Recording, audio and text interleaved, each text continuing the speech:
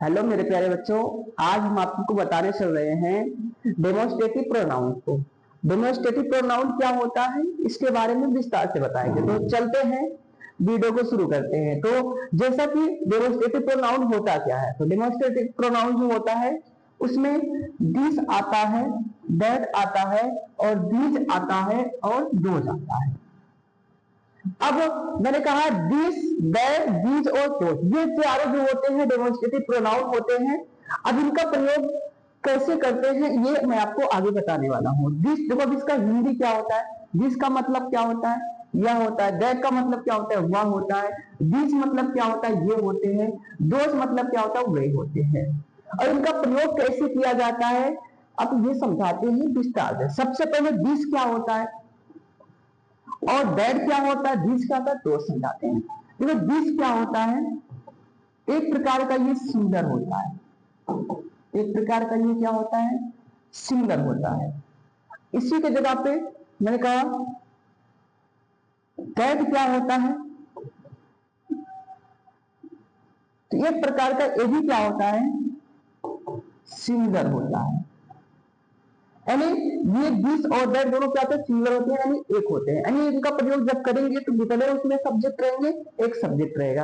यानी हम कह सकते हैं कि जो सिंगुलर होते हैं वो सब्जेक्ट कितने हो सकते हैं, तो मेरे प्यारे बच्चों वो जो सब्जेक्ट रहेगा ओनली वन रहेगा, यानी एक रहेंगे। ठीक है। अब इसका जो मतलब होता है पहले समझा देते हैं। देखो दिस क्या होता है, जब कोई भी वस्तु आपके पास में रहती है, जब कोई भी वस्तु क्या होती है आपके पास में रहती है, तो उसके लिए हम लोग क्या यूज करते हैं, दिस का प्रयोग करेंगे। यानी कोई भी वस्तु क्या रहेगा, जब कोई वस्तु क्या रहेगा, कोई भी वस्तु पास में रहती है, जब वस्तु पास में हो, ठीक है, जब वस्तु पास में रहता है तो उसके लिए हम लोग क्या यूज करेंगे, दिस का प्रयोग करेंगे। वो भी दिस सिंगुलर रहेगा। अब दैट का प्रयोग कब करेंगे, जब क्या रहेगा, जब कोई वस्तु कहां पर रहेगी, वस्तु दूर रहती है। जब कोई वस्तु कहां पर रहेगी, जब कोई वस्तु दूर हो, जब कोई वस्तु दूर रहती है तो क्या यूज करते हैं, दैट का प्रयोग करते हैं। ये रहा दिस और दैट का प्रयोग। बाकी इसका एग्जांपल्स मैं आपको समझाने वाला हूं। अब चलते हैं दीज और दोज का मतलब समझा देते हैं। देखो दीज और दोज होते क्या है, देखो दीज क्या होता है, दोज क्या होता है। देखो होते तो दोनों क्या है, अब ये समझते हैं। तो जो दीज होता है और जो दोज होता है ये होते क्या, देखो दीज और दोज एक प्रकार के दोनों क्या होते हैं, प्लूरल होते हैं। प्लूरल सब्जेक्ट बोल सकते हो इसको, ठीक है। अगर बोलने की इच्छा करें आप क्या बोल सकते हैं, ये जो होते हैं वो प्लूरल सब्जेक्ट होते हैं। अब दीज और दोज आपको समझ में आ गया।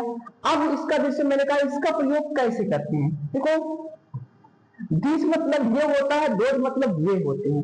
तो जो दीज रहेगा जब कोई वस्तु पास में रहती है, जब कोई वस्तु कहां पर रहेगी, वस्तु पास में हो, जब कोई भी वस्तु पास में हो तो उसके लिए हम लोग क्या यूज करेंगे,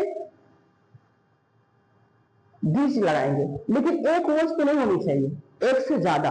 यानी कह सकते हैं जब वस्तु एक से ज्यादा हो और पास में होता है तो उसके लिए हम लोग क्या यूज करेंगे, दिस प्रयोग करेंगे। जब एक से अधिक वस्तु रहेगी लेकिन वो दूर रहेगी तो उसका प्रयोग हम लोग क्या करेंगे, दोज का प्रयोग करेंगे। दोज का प्रयोग करेंगे। दूर हो, जब कोई वस्तु कहां होती है, दूर होती है।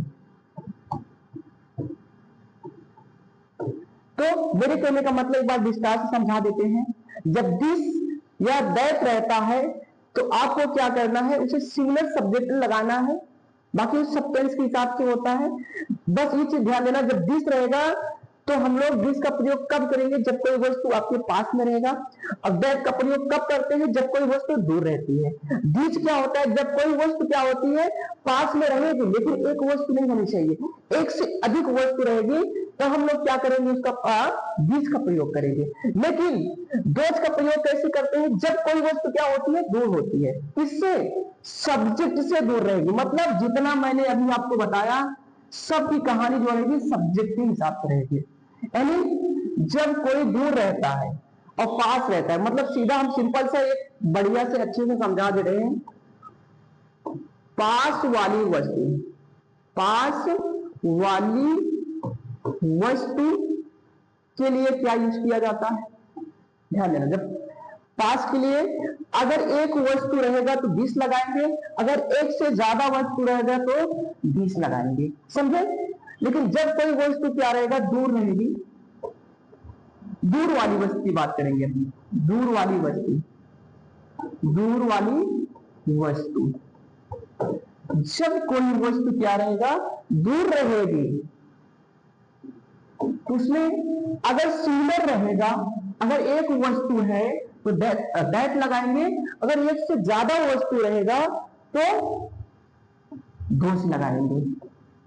तो आज की इस वीडियो में मैं बस आपको इतना बता रहा हूं, अगली वीडियो में क्या क्या चीजें आपको बताई जाएगी एक बार मैं आपको थोड़ा सा बता दे रहा हूं। तो अगली वीडियो में आपको बताने वाला हूं जो दिस, दैट, दीज और दोज होते हैं टेंस के हिसाब से। यानी मैं दिस का प्रयोग, दैट का प्रयोग जो बताऊंगा, दिस, दैट, दीज और दोज का प्रयोग जब मैं आपको इसमें बताऊंगा तो इसको मैं टेंस के हिसाब से बताऊंगा, टेंस के हिसाब से, एग्जाम्पल से। जैसे मैंने कहा टेंस से, टेंस में आपको क्या क्या टेंसेस में ये बताए जाएंगे। देखो, दिस, दैट, दीज, दोज का प्रयोग किस टेंस में करेंगे। सबसे पहले मैं आपको बताऊंगा प्रेजेंट टेंस, प्रेजेंट टेंस के बाद दूसरा पास्ट में बताऊंगा, तीसरा आपका जो रहेगा फ्यूचर, फ्यूचर टेंस। एकदम बढ़िया से अच्छे से विस्तार से समझाएंगे प्रेजेंट टेंस में, पास्ट टेंस में और फ्यूचर टेंस में। यानी दिस, दैट, दीज और दोज का प्रयोग प्रेजेंट, पास्ट और फ्यूचर में कैसे किया जाता है, ये आपको अगली वीडियो में